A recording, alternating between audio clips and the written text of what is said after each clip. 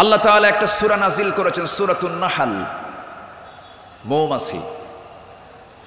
শতকের উপর শতক, হাজারো গবেষণার পরে সর্বপ্রথম 1973 সালে অস্ট্রিয়ান একজন বিজ্ঞানী কার্ল ভন ফ্রিশ মৌমাছির জীবনচক্র নিয়ে গবেষণা করে তিনি নোবেল পুরস্কার পান। তিনি এই বিষয়ে একটা বইও লিখেছেন, যার নাম হলো, তিনি সর্বপ্রথম ফটোগ্রাফির মাধ্যমে প্রমাণ করে দেখিয়েছেন মূলত ফিমেল ওয়ার্কার বি, মধু সংগ্রহ এবং মৌচাক নির্মাণের মূল কর্মী তারা। অথচ মহান রব্বুল আলামিন আজ থেকে ১৫০০ বছর আগে এই নারী কর্মী মৌমাছির কথা জানিয়ে দিয়েছেন কোরআনে ১৫০০ বছর আগে। জোরে বলি সুবহানাল্লাহ। আল্লাহ রাব্বুল আলামিন বলেন, وَأَوْحَى رَبُّكَ إِلَى النَّحْلِ أَنِ اتَّخِذِي مِنَ الْجِبَالِ بُيُوتًا وَمِنَ الشَّجَرِ وَمِمَّا يَعْرِشُونَ। জোরে বলুন আল্লাহু আকবার। আমার বন্ধুগণ, নাম্বার 2 হলো আল্লাহ রাব্বুল আলামিন এই মৌমাছি যে তথ্যগুলো দিয়েছেন সেই তথ্যের হালে এসে তারা বলতেছে, কিন্তু ১৫০০ বছর আগে আল্লাহ রাব্বুল আলামিন তা জানিয়ে দিয়েছেন। আল্লাহ রানী মৌমাছিকে, স্ত্রী মৌমাছিকে ওহী দিয়ে জানাচ্ছেন, তুমি পাহাড়ে, গাছে এবং তারা যে গৃহ নির্মাণ করে তাতে নিবাস তোমরা বানায় নাও। জোরে বলি সুবহানাল্লাহ। নাম্বার 2, তিনি প্রমাণ করেছেন যখন একটি কর্মী মৌমাছি নতুন ফুলের বাগান বা উদ্যান খুঁজে পায়, তখন সে অন্য মৌমাছিদের সঠিক পথের দিক নির্দেশনা দেয়। কার্ল ভন ফ্রিশ এই নাচের নামটা দেন হচ্ছে ওয়াগল ড্যান্স, যা পৃথিবী জুড়ে সাড়া ফেলে। অথচ এই তথ্য কোরআনের কাছে অনেক পুরাতন। মহান আল্লাহ তাআলা ১৫০০ বছর আগে এটাও জানিয়ে দিয়েছেন। জোরে বলি সুবহানাল্লাহ। আল্লাহ রাব্বুল আলামিন বলেন, সুম্মা কুলি মিন কুল্লিস সামারাতি ফাসলুকি সুবুলা রাব্বিকা যুলুলা। জোরে বলুন আল্লাহু আকবার। তুমি প্রত্যেক ফল থেকে আহার করো এবং তুমি আমার রবের সহজ পথে চলো। আল্লাহু আকবার। বিজ্ঞান হালে বলছে, কোরআন ১৫০০ বছর আগে বলছে। তাহলে এখন বলুন, বিজ্ঞান কোরআন বিজ্ঞান থেকে নিয়েছে না বিজ্ঞান কোরআন থেকে ধার করেছে? বিজ্ঞান কোরআন থেকে ধার করেছে। এখানে শেষ নয়। নাম্বার 3, বর্তমান সময়ে বিজ্ঞানীরা নিখুঁত গবেষণার মাধ্যমে প্রমাণ করেছেন আসলে মধু বের হয় মৌমাছির পেট থেকে, মৌমাছির পেট থেকে। এই আশ্চর্য তথ্যটিও মহান রব্বুল আলামিন ১৫০০ বছর আগেই জানিয়ে দিয়েছেন। সুবহানাল্লাহ।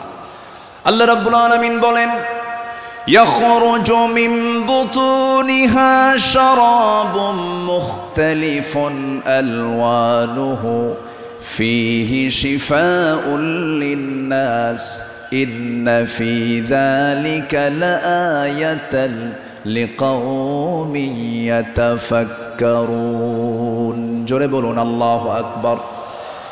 তার পেট থেকে এমন পানীয় বের হয় যার রং ভিন্ন ভিন্ন, যাতে রয়েছে মানুষের জন্য রোগ নিরাময়। নিশ্চয় এতে নিদর্শন রয়েছে সেই কওমের জন্য যারা চিন্তা করে। জোরে বলে সুবহানাল্লাহ। আল্লাহ তাআলার কি একটা ফার্মাসিউটিক্যাল কোম্পানি, কি বিশাল বড় একটা ফ্যাক্টরি আল্লাহ পাক মৌমাছিকে এই দায়িত্ব দিয়ে দিয়েছেন। 1 পাউন্ড মধু বানাতে 550 মৌমাছিকে প্রায় 20 লাখ ফুলে ভ্রমণ করতে হয়। সুবহানাল্লাহ বলবেন না? সেখানে একটা কর্মী মৌমাছিকে 80,000 কিলোমিটার পথ অতিক্রম করতে হয়। অন্য একটি গবেষণায় এসেছে 14.5 লাখ কিলোমিটার পথ অতিক্রম করতে হয়, যা দিয়ে পুরো পৃথিবীটাকে 3 বার প্রদক্ষিণ করা সম্ভব। শুধু 1 পাউন্ড মধু তৈরিতে মৌমাছির এত কষ্ট করতে হয়। আল্লাহু আকবার বলেন। মহান আল্লাহ তাআলা এই মৌমাছির মধ্যে সঠিক পরিমিত তাপমাত্রা বোঝার মতো আশ্চর্য একটা ক্ষমতা দিয়েছেন। মৌচাকের সঠিক তাপমাত্রা 35 ডিগ্রি সেলসিয়াস থাকা প্রয়োজন। যদি কখনো তাপমাত্রা এর কম 30 ডিগ্রিতে নেমে আসে, তখন মৌমাছিগুলো সবাই একত্রিত হয়ে তাদের ডানাগুলো ঝাঁপিয়ে তাপমাত্রা বৃদ্ধি করে। জোরে বলে সুবহানাল্লাহ। আবার যদি কখনো তাপমাত্রা যদি বেড়ে যদি 40 ডিগ্রি হয়ে যায়, তখন আবার তারা উল্টো দিকে ডানা ঝাপটিয়ে মৌচাকে তাপমাত্রা ঠান্ডা করে। তখন আবারও 35 ডিগ্রি তাপমাত্রায় নিচে স্বাভাবিক হয়ে যায়, নিচে নেমে আসে। এগুলো কার কুদরত? আসতে বলবেন না, কার কুদরত? আল্লাহর কুদরত। সম্মানিত ভাইয়েরা, আল্লাহ রাব্বুল আলামিন এই কিতাবের ভিতরে হাদিদ নামে, লোহা নামে একটা সূরা নাজিল করেছেন। সূরার নাম কি? হাদিদ, লোহা। লোহা ছাড়া কিছুই হয় না। এই লোহা নিয়ে বিজ্ঞান গবেষণা করে বলছে, আধুনিক বিজ্ঞান বলতেছে লোহার সৃষ্টি পৃথিবীতে নয়, বরং লোহা এসেছে বহির্জগৎ থেকে, আকাশ থেকে। কারণ পৃথিবীর পরিবেশে লোহা উৎপাদনের জন্য অনুপযোগী। কেননা সূর্যের যে তাপমাত্রা লোহা উৎপাদনের জন্য যথেষ্ট নয়। সূর্যের কেন্দ্রের তাপমাত্রা হলো 15 মিলিয়ন ডিগ্রি সেলসিয়াস, আর সূর্যের পৃষ্ঠে অর্থাৎ ফটোস্ফিয়ারের তাপমাত্রা হচ্ছে 5.5 থেকে 6,000 ডিগ্রি সেলসিয়াস। অথচ লোহা উৎপাদনের জন্য আনুমানিক 5 বিলিয়ন ডিগ্রি সেলসিয়াস প্রয়োজন। বিজ্ঞানীদের ধারণা কোনো সুপারনোভা বিস্ফোরণ থেকেই এই লোহার আগমন ঘটে থাকতে পারে। অথচ মহান রব্বুল আলামিন 1500 বছর আগেই সূরা হাদিদে জানিয়ে দিয়েছেন আল্লাহ পাক লোহা নাজিল করেছেন। সুবহানাল্লাহ বলবেন না? আল্লাহ রাব্বুল আলামিন বলেন, وَأَنزَلْنَا الْحَدِيدَ فِيهِ بَأْسٌ شَدِيدٌ وَمَنَافِعُ لِلنَّاسِ। সূরাতুল হাদিদ আয়াত নম্বর 25। মহান রব্বুল আলামিন বলেন, আমি লোহা নাজিল করেছি যাতে রয়েছে প্রচণ্ড শক্তি, মানুষের জন্য বহুবিধ উপকার। জোরে বলি সুবহানাল্লাহ। তাহলে বিজ্ঞান এগুলো প্রমাণ করেছে না কোরআন থেকে ধার করেছে? কোরআন থেকে ধার করেছে। বিজ্ঞান দিয়ে কোরআন যাচাই হবে না, কোরআন দিয়ে বিজ্ঞান যাচাই হবে। কোন আইন দিয়ে কোরআনকে ব্যর্থ করার চেষ্টা করলে সে ব্যর্থ হবে। কোরআন দিয়ে পৃথিবীর সকল আইনকে ব্যর্থ করতে হবে। যারা বলেন কোরআন আর রাজনীতি ভিন্ন বিষয়, তাদের নতুন করে ঈমান আনতে হবে। কোরআন হচ্ছে আইন এবং প্রশাসনের চলন্ত বিশ্বকোষ। এটা দিয়েই নামাজ যেমন চলতে পারে, সমাজও চলতে পারে। কোরআন দিয়ে ক্যান্টনমেন্ট চলবে, কোরআন দিয়ে প্রশাসন চলবে। কোরআন দিয়ে চলতে পারে না এমন কোনো প্ল্যাটফর্ম নেই, কোরআন দিয়ে সব চলবে, এটাই স্বাভাবিক। এই বিশ্বাস যার আছে তার ঈমান আছে, এই বিশ্বাস যার নাই তার ঈমান নাই, নাই, নাই।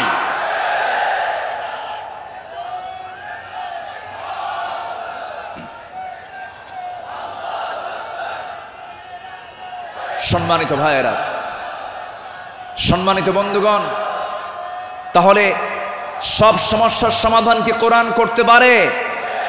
আসতে বলবেন না, পারে। এখন বাংলাদেশের সবচাইতে বড় সমস্যা কি জানেন? গদি সমস্যা। কি সমস্যা বলেন? গদি সমস্যার সমাধান তো মনে হয় কোরআনে নাই। একটা আয়াত আছে, আয়াতুল কুরসি। আয়াতুল কুরসি। কুরসিউন মানে কি? গদি। কুরসিউন মানে কি? গদি। গদিটা মূলত কার? আসতে বলবেন না, গদিটা মূলত কার? আল্লাহ। ক্ষমতা কারোই না, ক্ষমতা একমাত্র কার? আল্লাহ। কোরআন সম্পর্কে সংক্ষিপ্ত একটা ধারণা আল্লাহর সিস্টেম মতোই, আল্লাহ এই পদ্ধতিতেই তিনি আলোচনা করেছেন। কোরআনে তার কথাগুলো এইভাবে আসছে। আসুন আমরা এখন মূল ওই আয়াতটার দিকে আমরা চলে যাচ্ছি। সম্মানিত বন্ধুগণ, আমার নবীর আদর্শে গড়া সাহাবীদের বিপ্লবী জীবন, মুমিনের অনুসরণীয় পথ। আমাদের পথ তো সেই পথ যে পথে আমার রাসূল চলেছেন, যে পথে সাহাবীরা চলেছেন। এই পথ ছাড়া আমাদের দ্বিতীয় কোনো পথ আছে? আসতে বলবেন না আছে? সেই সাহাবীদের সম্মানটা কত!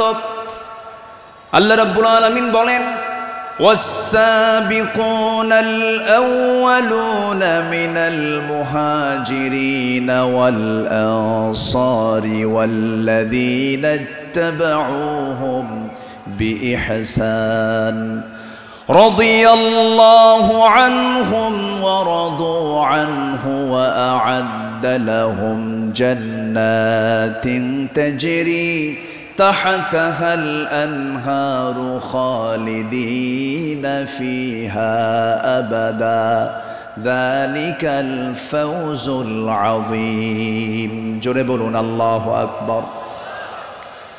মুহাজির এবং আনসারদের মধ্যে যারা ঈমানে প্রথমে যারা অগ্রগামী হয়েছে এবং যারা নিষ্ঠার সাথে তাদের অনুসরণ করেছে, আল্লাহ তাদের সকলের প্রতি সন্তুষ্ট হয়েছেন, তারাও তার প্রতি সন্তুষ্ট হয়েছেন। আল্লাহ তাদের জন্য এমন জান্নাত রেখে দিয়েছেন যার নিজ দিয়ে নহর প্রবাহিত। আল্লাহ তাআলা সেই জায়গায় তাদেরকে চিরকাল রাখবেন, আর এটার চাইতে মহা সাফল্যের অন্য কিছু হতে পারে না। জোরে বলি সুবহানাল্লাহ। আমার ভাইয়েরা, যাদের প্রতি আল্লাহ রাজি হন তারাই তো আমাদের অনুসরণীয় হওয়ার কথা। যারা আল্লাহর রহমত প্রাপ্ত বান্দা, যাদের দুনিয়াতে জান্নাতের সংবাদ দিয়েছেন, এমন 10 জন সাহাবী ছিলেন যাদেরকে আল্লাহ রাব্বুল আলামিন দুনিয়াতে জান্নাতের সংবাদ তাদের কানে শুনিয়ে দিয়েছেন। জোরে বলি সুবহানাল্লাহ। একজন সাহাবীকে যদি কেউ ফলো করতে পারে তার জন্য জান্নাত ইজি হয়ে যাবে। আস-সাহবাতু কান-নুজুম, সাহাবীরা হচ্ছে আকাশের নক্ষত্রের সমান। আল্লাহু আকবার বলেন।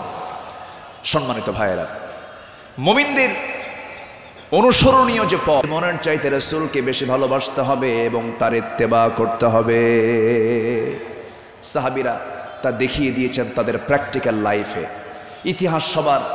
ইতিহাস তো একই, সবার কম বেশি জানা আছে। একজন সাহাবী ছিলেন যিনি রাসূলকে কি পরিমাণ ভালোবেসেছেন। আমার নবীজি বদর যুদ্ধের ডাক দিয়েছেন। বদর যুদ্ধের দিন আমার নবীজি রোজা ভাঙ্গার নির্দেশ দিয়ে বললেন, সাহাবীরা কে আছো, আমার ডাকে সাড়া দিয়ে বদর প্রান্তরে পৌঁছবে। তোমরা কি জানো আজকের এই দিন হচ্ছে সেই দিন যেদিন সন্তান পিতার বিরুদ্ধে যুদ্ধে নামবে। আজকের দিন তো সেই দিন যেদিন পিতা তার সন্তানের বিরুদ্ধে যুদ্ধে নামবে। আজকে গোত্রের যুদ্ধ, আত্মীয়র যুদ্ধ, জামাই শ্বশুরের সামনে মুখোমুখি হয়ে যাবে। তোমরা কি পারবে আজকের এই যুদ্ধের ময়দানে আমার আনুগত্যের মধ্য দিয়ে বাতিলদের মোকাবেলা করতে? সাহাবীরা সামনে দাঁড়িয়ে বললেন, ইয়া রাসূলুল্লাহি, আমরা রোজাও রাখবো, বাতিলদের বিরুদ্ধে মোকাবেলার সামনে দাঁড়িয়ে যাব। আমার রাসূল বললেন, আজকের দিনে রোজা রাখার প্রয়োজন নেই। ফাইদ্দাতুম মিন আইয়ামিন উখার, চলো আমরা জিহাদের প্রস্তুতি নিয়ে ফেলি। আমার নবীজি যুদ্ধের ময়দানে হাজির হয়ে গেলেন।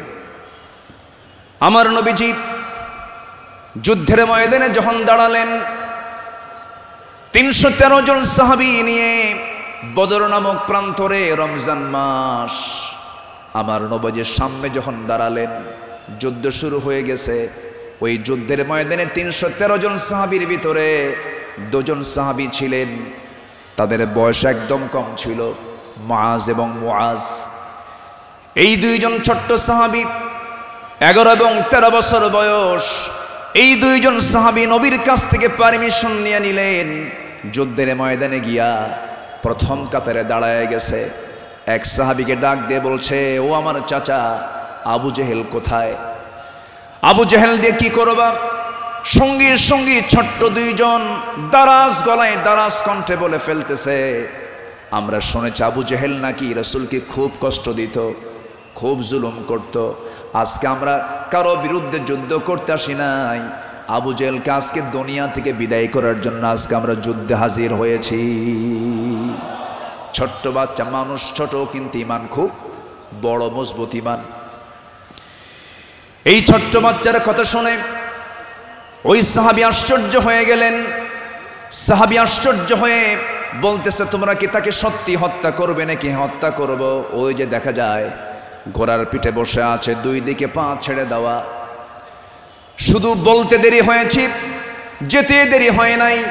সিংহের মতো গর্জন দিয়া বাস পাখির মতো উড়ন্ত হয়ে দৌড় মারা শুরু করে দিয়েছে। আবু জেহেলের দুই পাশে দুইজন দাঁড়ায় গেছে। লোকজন টের পায় না এটা কোন গ্রুপের মানুষ। দুইজন ছোট্ট বাচ্চার হাতে ছোট্ট তরবারি ছিল, এত জোরে সজোরে আঘাত করেছে দুইজন মিলে। আল্লাহু আকবার বলে আবু জেহেল ওই যে জমিনে ধরাশয়ী হয়ে পড়ে গেছে। কোমর সোজা করে আবু জেহেল আর দাঁড়াতে পারে নাই। এইদিকে বড় ভাই মুআজের পিছন থেকে একজন কাফের এসে তার ডান হাতে পিছন দিক থেকে তরবারির যখন একটা আঘাত দিয়েছে, এক আঘাতে তার ডান হাতটা চামড়ার সঙ্গে ঝুলতে লাগলো। ঝনঝন করে তরবারি পড়ে গেছে। যুদ্ধ করবেন কেমনে? তার ডান হাতটা ঝুলতেছে চামড়ার সাথে। দৌড় মেরে চলে গেছেন, বাম হাতে তরবারি তুলে নিয়েছেন। যুদ্ধ থামালেন না। যুদ্ধ চালাতে গিয়ে দেখা গেল ডান হাতটা চামড়ার সঙ্গে ঝুলে আছে। ঝুলন্ত হাতটা এসে বাম হাতে বারবার ধাক্কা খাচ্ছে, ডিস্টার্ব হচ্ছে মনে করে ঝুলন্ত ডান হাতটা বাম পার নিচে রেখে এত জোরে টান মারলেন, এক টানে হাতটা ছিটকে পড়ে গেল। বাম হাতে যুদ্ধ চালাতে লাগলেন। বাম হাত পিছন দিক থেকে আঘাত করে তার কেটে ফেলে দিল। ঝনঝন করে তরবারি পড়ে গেছে, আর যুদ্ধ করতে পারছেন না। যুদ্ধ করবেন কেমনে? দুই হাতিতে চলে গেছে। আরেকজন কাফের এসে গর্দান বরাবর যখন আঘাত এনেছে, দুনিয়া থেকে এই ছোট্ট 13 বছরের নাবালক সন্তান দুনিয়া থেকে বিদায় নিয়ে গোটা বিশ্ববাসীকে জানান দিচ্ছে, ও পৃথিবীর মানুষ, আমরা দিন কায়েমের জন্য যে জীবন দিলাম, এমন করেই দিন কায়েমের পথে জীবনটা দিতে হয়। জোরে বলি সুবহানাল্লাহ, আরো জোরে বলি সুবহানাল্লাহ, আরো জোরে বলি সুবহানাল্লাহ। একটু জিকির করি লা ইলাহা,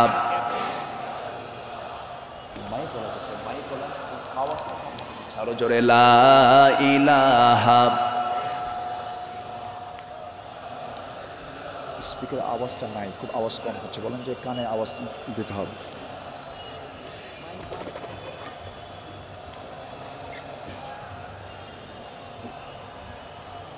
আওয়াজটা বাড়াও, আওয়াজটা দাও, আওয়াজ কমে গেছে। আরো জোরে লা ইলাহা, আরো জোরে লা ইলাহা, লা ইলাহা, লা ইলাহা ইল্লাল্লাহু মুহাম্মাদুর রাসূলুল্লাহ সাল্লাল্লাহু আলাইহি ওয়াসাল্লাম। আমার বন্ধুগণ, আমার নবীজি আল্লাহর পথে যত হাজারো বিপদ এসেছে, বিনম্র চিত্তে অটুট আনুগত্য আমার নবীজি আল্লাহর করেছেন। তার বড় একটা প্রমাণ হলো, একটু শুনুন কান লাগায়া। কতগুলো শুনেছি, বারবার শোনার প্রয়োজন আছে। নবীজি তার জীবনের সবচাইতে বেশি মার খেয়েছেন দুই জায়গায়। একটা হলো তায়েফের ময়দান, আরেকটা হচ্ছে উহুদের ময়দান। তায়েফের ময়দানের আঘাতটা আমার নবীজির যে পরিমাণ লেগেছিল, মাথা থেকে পা পর্যন্ত ক্ষত বিক্ষত হয়ে পড়েছিল। এমন কোনো জায়গা নাই যে জায়গায় নবীজির দাগ ছিল না। উহুদের ময়দানে তিনি দাঁত হারিয়েছেন।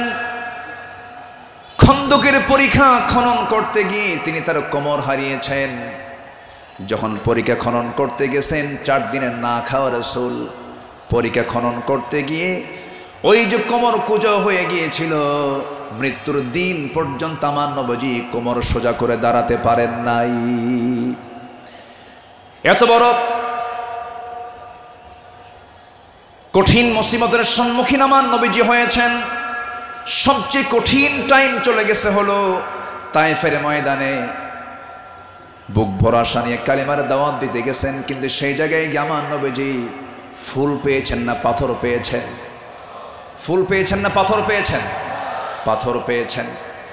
কিন্তু আমার নবীজি রক্তাক্ত অবস্থায় পড়ে থাকলেন, জুতার তলার সঙ্গে পায়ের তলার জমাট বেঁধে গেছে, নবীজি দাঁড়াতে পারছেন না, সেন্সলেস হয়ে পড়েছিলেন। কিন্তু যখন হোঁশটা ফিরে আসলো, মালাকুল জিবাল এসে নবীকে লক্ষ্য করে বলছেন, ইয়া রাসূলুল্লাহ, দুই দিকের পাহাড় দিয়ে চাপা দিয়ে এদেরকে আমি শেষ করে দিই, আপনি শুধু অর্ডার করেন। জবাবে আমার রাসূল বললেন, লা বাল আরজু আন ইউখরিজাল্লাহ মিন আসলাবিহিম মান ইয়াবুদুল্লাহ ওয়াহদাহু লা ইউশরিকা বিহি শাইআন। সহিহ মুসলিমের হাদিস এসেছে, রাসূল বললেন, না না ও ফেরেশতা, এদেরকে চাপা দিয়ে মেরো না। আমি আশা করি এদের ঔরস থেকে যে সন্তান জন্ম নেবে তারা আল্লাহর ইবাদত করবে। জোরে বলি সুবহানাল্লাহ। রাসূল তাদেরকে মাফ করে দিয়েছেন। আমার বন্ধুগণ, আমার নবীজি আনুগত্য কাকে বলে আল্লাহ রাসূল তা শিখিয়ে দিয়েছেন, সাহাবাদের জীবনে তা শিখিয়ে দিয়েছেন। সাহাবে কেরাম রাসূলকে জীবন দিয়ে ভালোবেসেছেন। মিকদাদ রাদিয়াল্লাহু তাআলা আনহু রাসূলকে সামনে দাঁড় করিয়ে বলছেন, ইয়া রাসূলুল্লাহি ওয়াল্লাহি ইয়া রাসূলুল্লাহ লা নাকুলু কামা ক্বালাত বানু ইসরাঈল লিমূসা ফাযহাব আনতা ওয়া রাব্বুকা ফাকাতিলা ইন্না হাহুনা কাঈদুন ওয়ালাকিন্নানা নুকাতিলু আন ইয়ামিনিক ওয়া আন ইয়াসারিক ওয়া মিন বাইনি ইয়াদাইক ওয়া মিন খালফিক। জোরে বলি আল্লাহু আকবার। হে রাসূল, আমাদের কেমন পাবেন না, যেমন করে মুসার উম্মত মুসাকে বলেছেন এমন করে আমরা তা বলবো না, আপনাকে বলবো। আমরা আপনার ডান থেকে বাম থেকে সামনে থেকে পিছন থেকে যখন ডাক দিবেন বাতিল শক্তির মোকাবেলায় ঝাঁপ দিয়ে পড়ব। জোরে বলি আল্লাহু আকবার। আমার নবীর চেহারায় আনন্দের ঝলকানি প্রকাশ পেল। সাহাবীরা আমার নবীর চতুর্পার্শ্বে সবসময় ছায়া দিয়ে রেখেছেন। জীবনের চাইতে তারা রাসূলকে বেশি ভালোবেসেছেন। আনুগত্য কাকে বলে? এই পৃথিবীতে প্রধান কাতারে যারা ছিলেন তারা হচ্ছেন সাহাবে কেরাম।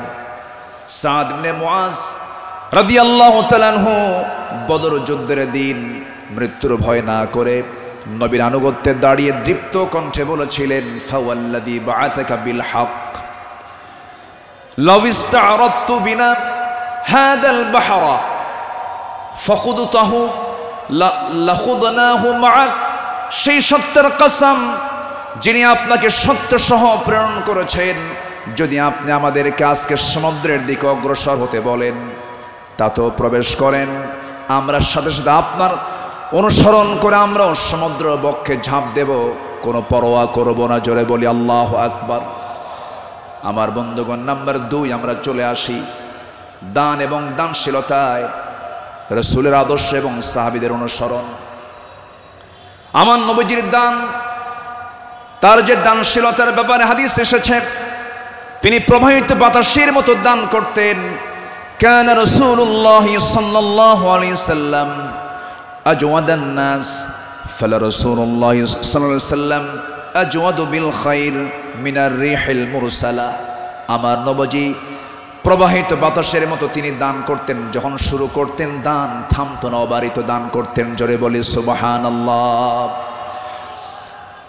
সাইয়েদনা ওমর ফারুক রাদিয়াল্লাহু তাআলা আনহু তিনি বলেন, তাবুকের প্রান্তরে বুক ভরা আশা নিয়া নবীর সামনে দাঁড়ালাম এবং মনে মনে ভাবলাম, সারা জীবন আমার বন্ধু আবু বকরের সঙ্গে কোনো ইবাদতের কম্পিটিশনে পারি নাই, আজকে আমি আবু বকরকে হারায়া ফেলবো। তিনি করলেন কি, সমস্ত সম্পত্তির অর্ধেক তিনি তাবুক অভিযানে তিনি দান করলেন। আব্দুর রহমান ইবনে আওফ রাদিয়াল্লাহু তাআলা আনহু 3 বস্তা সোনা দান করেছেন। সবার দান যখন শেষ হয়ে গেছে, আমার নবী অপেক্ষার প্রহর গুনছেন তার সারা জীবনের বন্ধু, 3 দিনের ছোট বড় হিজরতের রাতের সাথী সাইয়েদনা আবু বকর সিদ্দিক রাদিয়াল্লাহু আনহু তিনি কখন তাবুকের জন্য তিনি কি নিয়ে আসবেন, তার দানের পরিমাণ কি, তিনি অপেক্ষার প্রহর গুনছেন। নবীর সামনে যখন এসে দাঁড়ালেন, রাসূল লক্ষ্য করে বলছেন, ইয়া আবা বকর মা আবকাইতা লিহালিক, হে আমার আবু বকর, তোমার পরিবার পরিজনের জন্য তুমি কি রেখে এসেছো? তিনি জবাব দিতে নিয়ে বলছেন, ক্বালা বাকাইতু লাহুমুল্লাহ ওয়া রাসূলা, আমি আমার পরিবারের জন্য রেখে এসেছি শুধু আল্লাহ এবং আল্লাহ রাসূলকে, বাকি সব তাবুকের প্রান্তরের জন্য আমি দান করেছি। জোরে বলি সুবহানাল্লাহ। আমার নবীজি তার শানে বলেছেন, ওমা নাফানি মালু হাদিন কাত মা নাফানি মালু আবি বকর, আমার আবু বকরের অর্থ দিয়ে আমার যেমন উপকার হয়েছে এমন উপকার আমার অন্য কারো দিয়ে হয় নাই। প্রতিটি মানুষের ইহসান পরিশোধ করতে পেরেছি আমি, রাসূল নিজে পরিশোধ করতে পেরেছি, কিন্তু আমার আবু বকরের ইহসান সমূহ এমন যে তার প্রতিদান কেবল আল্লাহ ছাড়া কেউ প্রতিদান দিতে পারবে না। জোরে বলি সুবহানাল্লাহ। আমার ভাইয়েরা, আল্লাহ রাব্বুল আলামিন সন্তুষ্টির জন্য বান্দাকে জানিয়ে দিচ্ছেন, বান্দা তোর দানটা হবে শুধুমাত্র আমার জন্য, দানের পুরস্কার হলো জান্নাত। সাহাবে কেরাম তা শিখিয়ে দিয়েছেন। আল্লাহ রাব্বুল আলামিন বলেন, মাসালুল লাযীনা ইউনফিকুনা আমওয়ালাহুম ফি সাবিলিল্লাহি কামাসালি হাববাতিন أنبتت 7 سنابل في كل سنبلة 100 حبة والله يضاعف لمن يشاء والله واسع عليم। জোরে বলুন আল্লাহু আকবার। যারা আল্লাহর পথে তাদের সম্পদ ব্যয় করে, তাদের উপমা হলো একটা বীজের মতো যা উৎপন্ন করলো 7টা শীষ, প্রতিটি শীষে রয়েছে 100 দানা। তারা আর আল্লাহ যাকে চান তার জন্য এমন করেই বাড়িয়ে দেন। আল্লাহ হচ্ছেন সবচাইতে প্রাচুর্যময় এবং সর্ব বিষয়ে জ্ঞানী। জোরে বলি সুবহানাল্লাহ। নাম্বার 3 হলো আদল এবং ইহসানের মূর্ত প্রতীক ছিলেন রাসূল এবং সাহাবে কেরাম।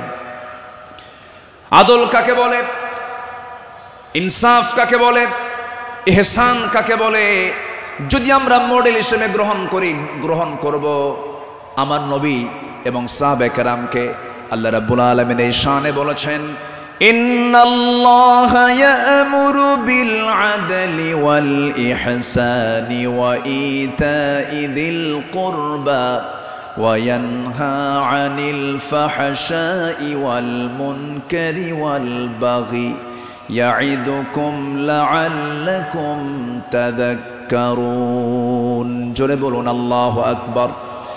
আমার বন্ধুগণ, আদালত কাকে বলে? সাইয়্যিদিনা ওমর ফারুক রাদিয়াল্লাহু তাআলা আনহু অর্ধ দুনিয়ার শাসনকর্তা, তিনি একদিন ঘোড়া কিনতে গেছেন বাজারে। কি কিনতে গেছেন? ঘোড়া কিনতে গেছেন। আজকের বাজারে যেমন হোন্ডা কিনতে যায়, গাড়ি কিনতে যায়, আগের যুগে মানুষ কিনতে যেত কি? ঘোড়া। সাইয়্যিদিনা ওমর ফারুকের প্রয়োজন, ঘোড়া কিনতে গেছেন। ঘোড়াওয়ালার সঙ্গে কথা বললেন, দামাদামি করে নিলেন, ঘোড়া একটা কিনলেন, দামটা দিয়ে দিলেন, কেনা বেচা হয়ে গেছে, চুক্তি সম্পন্ন হয়ে গেছে। ঘোড়া কিনে নিয়ে বাড়িতে চলে আসবেন। কয়েক মাইল ঘোড়ার পিঠে তিনি চড়েছেন, কয়েক মাইল আসতে না আসতেই তার ঘোড়ার 4টা পা অকেজ হয়ে গেছে। 4 পা যখন অকেজ হয়ে গেছে, সাইয়্যিদিনা ওমর ফারুক একটু খেপে গেলেন, রেগে গেলেন। রেগে গিয়ে সোজা চলে গেছেন সেই ঘোড়াওয়ালার কাছে, গিয়ে বলছেন, ঘোড়াওয়ালা তুমি আমাকে এমন ঘোড়া দিলে কেন? যে ঘোড়াটা আমি 4-5 মাইল যেতে না যদি 4টা পাই তার অকেজ হয়ে গেছে, অসুস্থ ঘোড়া দিয়েছ, আমি এই ঘোড়া নেব না। সঙ্গে সঙ্গে ঘোড়াওয়ালা বলছেন, আমিরুল মুমিনিন, আমি আপনাকে যে ঘোড়াটা দিয়েছি সুস্থ ঘোড়া দিয়েছি। আপনি যখন আমার কাছ থেকে ঘোড়াটা কিনতে এসেছিলেন সেই সময় ঘোড়াটা সুস্থ ছিল, আপনার মালিকানায় যাওয়ার পরে ঘোড়াটা অসুস্থ হয়ে পড়েছে। সাইয়্যিদিনা ওমর ফারুক একটু খেপে গিয়ে বলছেন, অসুস্থ ঘোড়া আমি নেব না, ঘোড়া ফেরত নাও, টাকাটা আমাকে দিয়ে দাও। এবার ঘোড়াওয়ালা বলছে, আমিরুল মুমিনিন, আমি যত বলবো আপনি যত বলবেন কোনো ফায়সালা আসবে না। ঠিক আছে, আমার কথা এবং আপনার কথা দুটা নিয়ে আমরা চলুন, আমরা আদালতে যাই। কোথায় যাই? আদালতে চলে যাই। ইন্নাল্লাহা ইয়া'মুরু বিল আদল, আদালতের সম্মুখীন হয়ে যাই। সাইয়্যিদিনা ওমর ফারুক রাদিয়াল্লাহু তাআলা আনহু তখন অর্ধ দুনিয়ার শাসনকর্তা। এই কথা শোনার সঙ্গে সঙ্গে তিনি তার সকল কথাকে তিনি অফ করে দিলেন, চোখ মেরে গিয়ে বলছেন, ঠিক আছে ঘোড়াওয়ালা চলো আদালতে হাজির হই, চলো আদালতে ফায়সালা দিয়ে দেবে। চিন্তা করে দেখুন, অর্ধ দুনিয়ার শাসনকর্তা ওমরে ফারুক সামান্য এক ঘোড়াওয়ালা মামলা দিচ্ছে, সেই মামলায় তিনি হাজির হচ্ছেন। চলে গেলেন আদালতে। আদালত চত্বরে গিয়ে যখন হাজির হলেন, বিচারালয়ের চেয়ারে বসা একজন কাজী যখন সাইয়েদনা ওমরে ফারুককে দেখেছেন, দেখা মাত্রই তিনি দাঁড় হয়ে বলছেন, আমিরুল মুমিনিন আপনি কেন আদালতে, কি হয়েছে? তিনি এবার বলছেন, বিচারপতি আমি ঘোড়া কিনতে গেছি, ঘোড়া সে আমাকে অসুস্থ ঘোড়া দিয়েছে, আমি এই ঘোড়া নেব না, সেজন্য বিচার আদালত পর্যন্ত গড়িয়েছে, কি করা যায়? কাজী শুরাই ইবনুল হারিস আল কিন্দি রাহিমাহুল্লাহ সেই বিচারপতির নাম। তিনি বলছেন, আমিরুল মুমিনিন দুপক্ষের কথাই তো শুনতে হবে। দুপক্ষের কথাই তিনি শুনলেন। ঘোড়াওয়ালাও তার বক্তব্য দিল, খলিফাতুল মুসলিমিন তিনিও তার বক্তব্য পেশ করলেন, তার কথাগুলো বললেন। দুজনের কথা শোনার পরে কাজী শুরাই ইবনুল হারিস আল কিন্দি রাহিমাহুল্লাহ এবার বলছেন, আমিরুল মুমিনিন অবশ্যই আপনি সম্মানিত, আপনি খলিফাতুল মুসলিমিন, কিন্তু আদালতটাকে কায়েম করার জন্য আমি আজকে আপনার কাছে দুঃখ প্রকাশ করছি। আজকে এই আদালতের রায়টা আপনার পক্ষে যাবে না, এই রায়টা সম্পূর্ণ ঘোড়াওয়ালার পক্ষে চলে যাবে। আমি আপনাকে বুঝাই দিচ্ছি। এবার তিনি বলছেন, আমিরুল মুমিনিন আপনি আমার সামনে যে কথা বলছেন, আপনি এই জায়গা থেকে সুস্থ অবস্থায় বাড়ি পর্যন্ত ফিরবেন তার কোনো গ্যারান্টি আছে নাকি? না, গ্যারান্টি নাই। তাই যদি হয় যে ঘোড়াটা আপনি কিনে নিয়েছেন, সেই ঘোড়াটা সুস্থ অবস্থায় কিনেছেন, আপনার মালিকানায় যাওয়ার পরে ঘোড়াটা অসুস্থ হতেই পারে, অসুস্থ হয়ে গেছে, কিন্তু সেই ঘোড়াটা ফেরত দিয়া আপনি টাকা ফেরত নেবেন, এমনটা তো ইসলাম এলাও করে না। সাইয়েদনা ওমর ফারুক রাদিয়াল্লাহু তাআলা আনহু একটা কথাও বললেন না। আদালত চত্বর থেকে তিনি বের হয়ে গেলেন। পরের দিন তিনি মাজলিসে শুরার বৈঠকে বসলেন, সবাইকে জানান দিলেন যে আমার সমস্ত উপস্থিত সমস্ত পরামর্শ সভার সদস্যবৃন্দ, গতকালকে আমি একজন বিচারপতি পেয়েছি, এত বড় আদিল মানুষ আমি দেখি নাই, এত বড় আদিল, ইমামুন আদিল, এত সুন্দর রায় সে দিয়েছে, তার এত বড় সাহস, সে ব্যক্তির দিকে তাকায় নাই, সে আইনের দিকে তাকাইছে, আদালতের দিকে তাকাইছে। আমি ওমর আমার বিরুদ্ধে সে রায় দিয়েছে, এই লোকটাকে সাধারণ বিচারপতি না বানায় তাকে কেন্দ্রীয় বিচারপতি বানায় দিলাম। আল্লাহু আকবার বলেন। সম্মানিত ভাইয়েরা, সম্মানিত বন্ধুগণ, বিগত 16 বছর যে বিচারগুলো হয়েছে, প্রহসনের বিচার হয়েছে, অনেক মার কোল তারা শূন্য করেছে, অনেক আল্লাহর গোলামের উপরে তারা জুলুম করেছে। 2018 সালে হঠাৎ করে আমার বাড়ি চতুর্দিক থেকে কয়েকশো পুলিশ আমার বাড়ি ঘেরাও করে আমাকে ধরতে গেছে। বিশাল বড় সন্ত্রাসী তো, ধরতে গেছে। তো বললাম, ভাই কি সমস্যা কি, চলেন থানায় যেতে হবে। থানায় নিয়ে গেল। ওসির সামনে বসে আছি, দেখি ওসির চোখের ভিতরে পানি টলমল করছে, অশ্রুপূর্ণ চোখ। তো বললাম, আপনি কান্দেন কেন? হুজুর আমি আপনার খুব ভক্ত। তো ভক্ত তো ধরছেন কেন? বলে যে কি করব হুজুর, চাকরি বাঁচান তো ফরজ, সন্তানাদি আছে, কি করব, উপর থেকে খুব চাপ, হুজুর আপনি আমাকে মাফ করে দিয়েন। কি করবেন, চাকরি বাঁচান তো ফরজ। আমি বললাম, চাকরি বাঁচান ফরজ, ইমান বাঁচান নফল। মামলা একখান দিয়া চালান দিয়ে দিল, কোর্টে না মঞ্জুর করলো, কোনো মঞ্জুর হবে না। সেখান থেকে নিয়ে চলে গেল জেলখানায়। জেলখানায় ঢুকলাম, ঢুকেই দেখি 80-85 বছরের এক বুড়া মানুষ আমারে দেখে লম্বা একখান সালাম দিয়ে বলে, হুজুর আপনি জেলখানায় ঢুকলেন, খুব খুশি হলাম।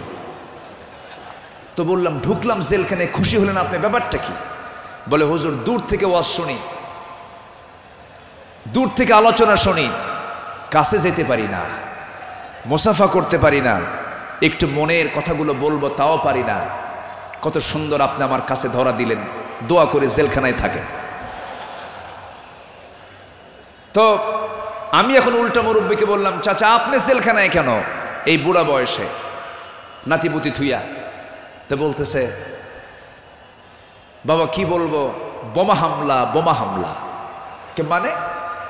আমার নামে বোমার মামলা দিয়েছে, আমি নাকি বোমা মেরেছি। বাবা বলো তো, এই 80 বছরের বুড়ার হাতে যদি বোমা তুলে দেওয়া হয়, সেই বোমা লক্ষ্যে যাবে না নিজের মাথায় পড়বে? এই আচরণ করেছে তারা 16 বছর।